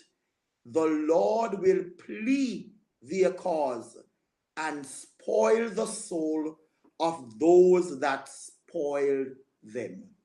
Ike, I said this in Parliament, had no clue of what was going to take place. But look, the scripture is true Come to pass. to its word. God has shown up in St. Kitts, and this is an opportunity for us to make the change that is needed in this country. It will be all about his will. So no matter how much money you spend, no matter how much fancy meetings, billboards, no matter all of that, at the end of the day, Ike, God is going to do what he has to do. And I'm confident that the St. Kitts Nevis Labour Party is putting in the work that is needed. And it is evident to the country at this time that the St. Kitts Nevis Labour Party is the right choice for St. Kitts and Nevis at this time. And those of you, again, I say to you, you don't have to be Labour to vote Labour. If you are PAM and you vote Labour, it doesn't mean that you're no longer a PAM.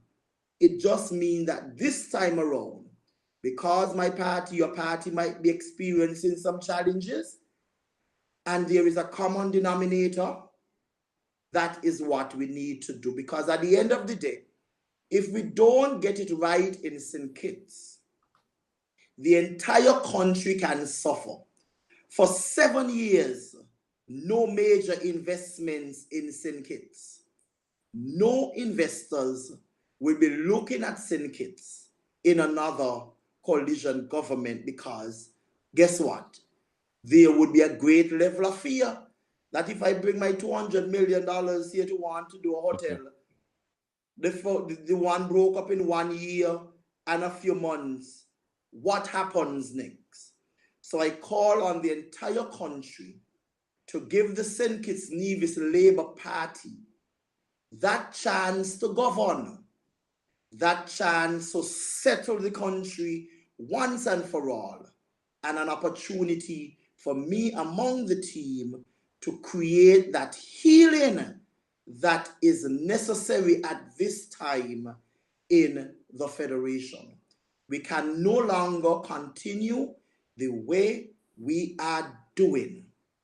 East Bastia, this is your representative. I am still with you, and I am the right choice. Ike, want to thank you very much, and all of the listeners, thank you very much for this opportunity, and I make myself available at any other given time to interact with you and the entire world, Ike. And my wishes, may God continue to bless you and cause you to leap from where you are to other opportunities, because he reminds us that we should not despise small beginnings. And here is it, you have ventured out on something very small, but has created that real impact. I know that there is much in store for you. And once you put your trust and confidence in God, he will deliver. He has never failed, and he will never fail us. Even as a nation, as we go through this period of hurt, I know he's watching over us. And at the right time, he will show up. And all other gods will be dead. Thank you very much, Ike. Thank you so much, Uncle Jeffrey, for your time and for your message this morning. It was well received. Myself, like everybody else, was glued, and hanging on to your every word. And I think this is the type of leadership that we need at this time. And so I'm happy that God has moved you to, take up this position and take up this role, take up this mantle, and to lead our country into a different light. Thank you so much, and have yourself a You're blessed most day. welcome. All right. Blessed to you. God bless.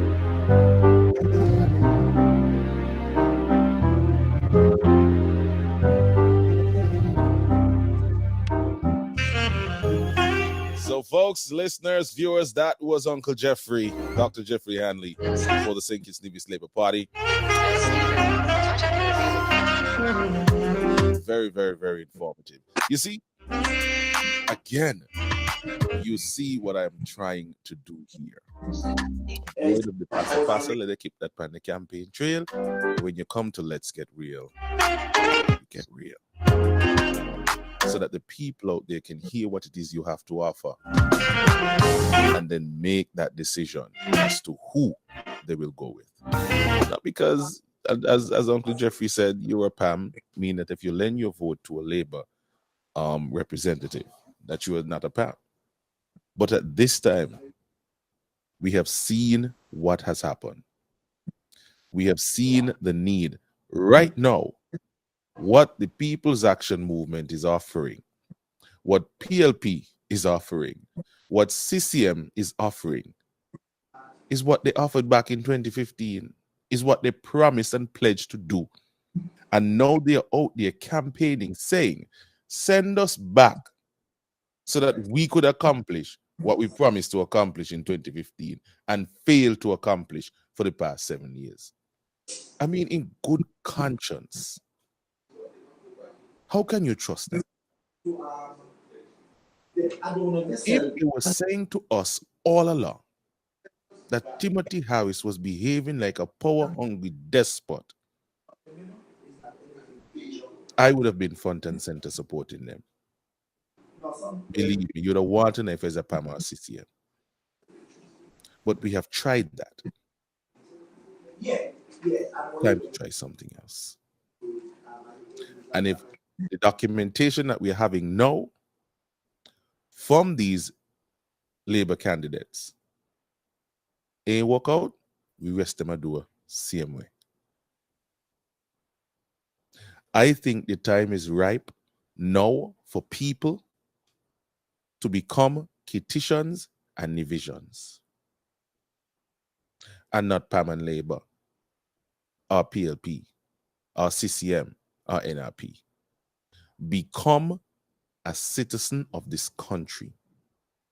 Be a Kittitian, be a Nivision, and anybody who does not hold St. Kitts and Nevis in high regard, enough so to bring the plans, the programs, the policies, and the vision and the passion to see St. Kitts and Nevis move in leaps and bounds, we rest them a door. We ain't have no time for that. Just like how in your personal life, you could rest family members, blood family members aside, because they do not share in your vision, they do not share in your upward mobility, you rest them aside. Same way, if a politician comes to you and does not exhibit that passion, that drive, that vision, that know-how to get things done for the vast majority of people, we ain't moving with them. Whether they're PAM, whether they're Labour, whether they're PLP, whether they're CCM, whether they're NRP. If they don't know what the hell they are doing, please excuse us. Thank you for your time. St. Kitts and Nevis, we have borne enough embarrassment from some of these politicians. If they are not serious about their service, rest them down. Who wants to be social media influencers? Let them go do that. Let them go do that. What we need are visionary leaders to move our country. That is what we need at this time. Listen to the candidates, listen to their plans, listen to their passion, and you make the decision. Don't just make the decision because you're disgruntled with somebody. Don't just make the decision because 20 years ago somebody do you something. Don't just make the decision because this time around you're going to get something when you want. Take a look at your country. Look at the embarrassment our country is going through right now. And if you are fed up with that, make a determination based on what you are witnessing, what you are hearing coming from the various candidates. You did that the last time, and it ain't work out. I'm not telling you who to vote, you know. I realize that. Just like how men tell you take the vaccine, I'm not telling you who to vote for. All I'm simply saying, listen, pay attention, and you make a decision. Don't make a decision in a vacuum. Because I hear me say on this podcast here, I voted for Sean. Sean, my personal friend. And I voted for him. Even though me a Labour man. I mean, I had a parliament telling nobody that. At the time, he seemed like the better choice. And that is what I did. And then when he proved himself not to be that choice, I make me shift. Simple. Not rocket science. I have seen enough to make a decision. In Sandy Point right now, we got 3 choices. We got Kenny Douglas, we got Stachio Williams, and we have Sean Richards. I have seen Sean Richards at work. I have seen his decision making. Some who are willing to put their trust because they want their first prime minister from Sandy Point, that's fine. Okay, nothing wrong with that. That's your conviction. But based on what I've seen and observed, I don't think I could let him vote again.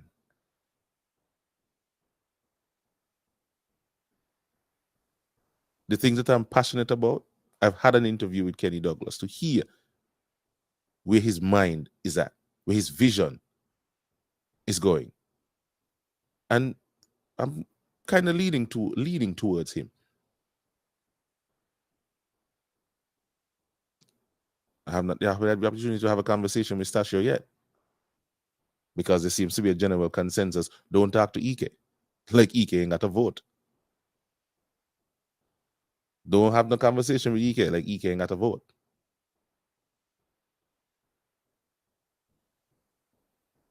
You heard Dr. Jeffrey this morning. He talking to everybody, whether you use PAM, Labour. I get news now that he's sitting with a bunch of people who ain't gonna vote for him. But at some point in time, you got to talk to people. You might be able to persuade people. You never know. Maybe one day you might talk something that they actually like and into, and they say, hey, shit, I voted for you. You never know. It's all well and good to come after the people who already support you and speak to them. It is good to speak to people. But if you could convince a 1 or 2 who weren't with you, then you're doing good. Because that what happened in Sandy Point when Jassy went here. She was able to convince a 1 or 2 people to vote for her and then get in there, and then so she had to come back out. Yeah. This question that I gave Dr. Handy this morning about keeping your constituency office open is a very important thing. For years, we have been complaining once we done put them in office, they need to live amongst us and they don't come back to us. Who no build big house and gone in Frigate Bay and Martinley and Half Moon and all in place and they live in the constituency. The constituency office shut down until next time I want to campaign. So they want to line with you leading up to campaign, but when campaign done, you can't find them in the constituency office. Nobody know who you talk to.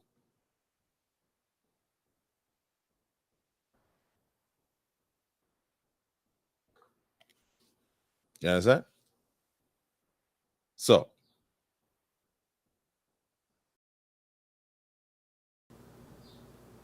I don't know.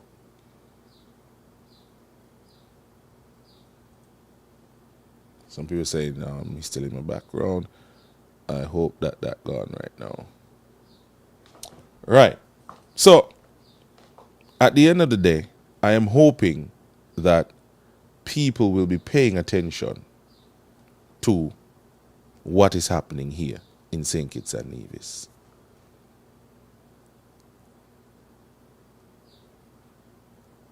Pay attention to what the candidates are putting forward. Pay attention to what they're saying. And if their views and their plans don't align with what you have in mind, then you make a shift.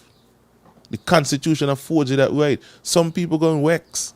Some people say, oh, your parents are labor all the time. But if a PAM candidate don't talk like what your son want to do what you do, well then fine, you vote to them.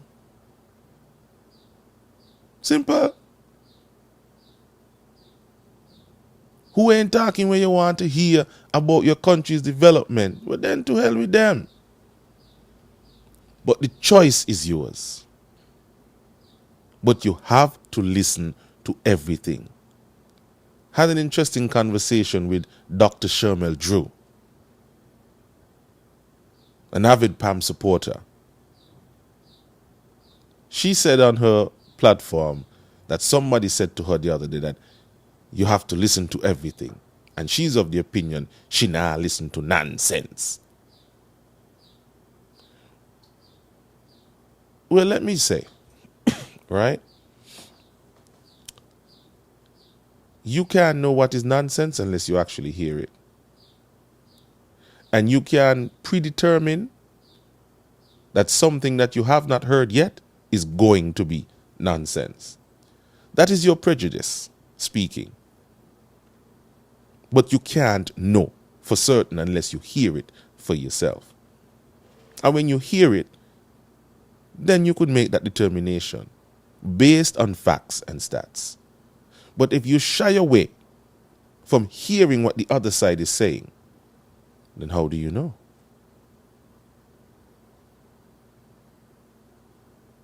Can you truly say that you know for a fact it's going to be nonsense unless you hear it for yourself?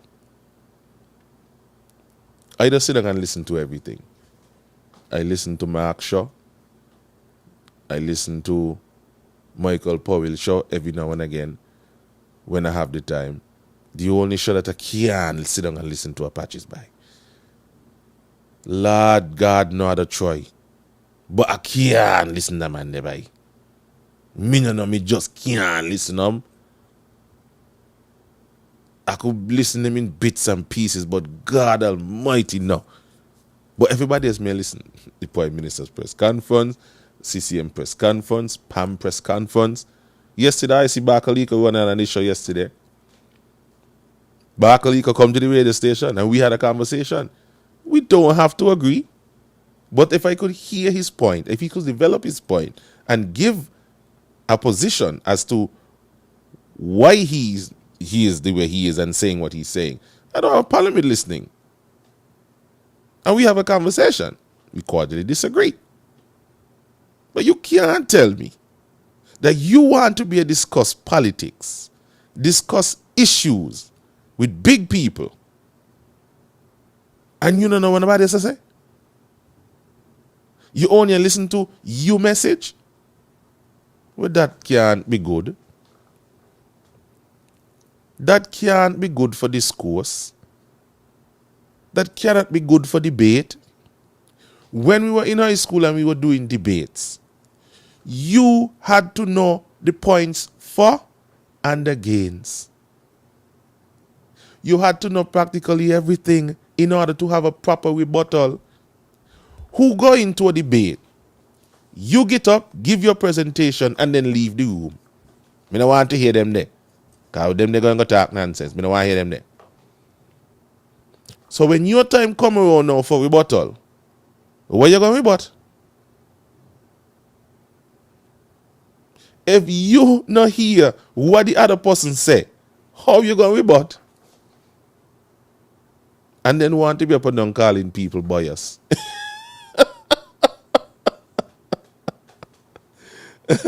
Well. But I sometimes engage in some of these people on social media to be fun and sad at the same time. Rastafari, I know. Who is to say that this time around, given and hearing, listening and say, you know what? I mean, I vote to them Monday. Me going so. Who could work with me? And me vote to be. I understand why I work with people who they vote. If you want to engage somebody, have a conversation and ask them why they're voting the way they're voting, you don't have to agree with them, but at least you hear them out. Nothing wrong with that. For instance, I don't listen something dancehall and something rap. Me and Blender the guy talk back and forth. Blender don't like soca, and me ain't a big rap fan. I could listen something rap, but not them trap thing there and them gunju, because what? Me can't identify with it. I can't identify with it, but that don't mean that I'm not going to listen it ever or at all. No. I'm going to sit down and I'm going to listen to one or two. Okay, that sound all right. That sound deep. I could relate to that. Okay, that they sound like, no. No thanks. No thank you. You understand? But it is what it is. And we move on. But you can't tell me you're not listening to nobody else. I mean. But anyhow, ladies and gentlemen, that's our time for this morning. I want to thank each and every one of you for tuning in and sharing with us here on the show this morning. I hope that Dr. Jeffrey Hanley was well received. And for those of you who are in constituency number 1, again, I was hoping to get Miss Natasha Gray, but and as I said, there's a consensus out there amongst the parties that don't got to talk to EK. Okay, no problem. That's the attitude. If that's you want to practice segregation and shying away from sharing information, because here is your leader, People's Action Movement, saying that freedom of information will come and integrity in public life, but don't go talk to EK because EK asks too much hard questions. We welcome all. That's what PLP is saying now. We welcome all. All are welcome. But don't go talk to EK though.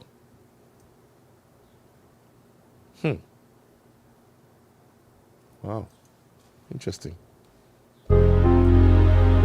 Folks, that's going to do it for this morning. We come your way again tomorrow. Tomorrow, I think I have a guest, but I have to confirm. But thanks for your time. Thanks for your attention. Thanks for your interaction. Have yourself a great Thursday. Hearing that there's supposed to be a storm passing on this weekend. Folks, please be safe. Please do what you need to do to get whatever supplies that you need to get. Batteries or fill up your generators. Whatever it is you do, fill up your cars.